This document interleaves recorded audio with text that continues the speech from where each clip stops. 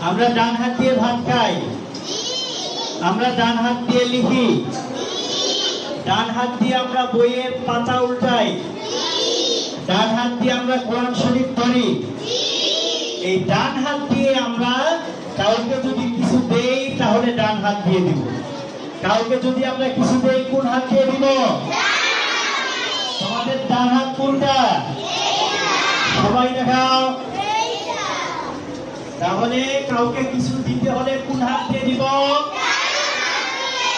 কারো কাছ থেকে যদি আমরা কিছু নেই তাহলে কোন হাত দিয়ে দিব? কারো কাছ থেকে যদি কিছু নেই তাহলে কোন হাত দিয়ে দিব? আর যদি কারো কাছ থেকে কিছু নেই তাহলে কোন হাত দিয়ে দিব? বাম হাত দিয়ে দেওয়া যাবে? বাম হাত দিয়ে দিব? বাম হাত দিয়ে নিব? ওকে, হাত নামান।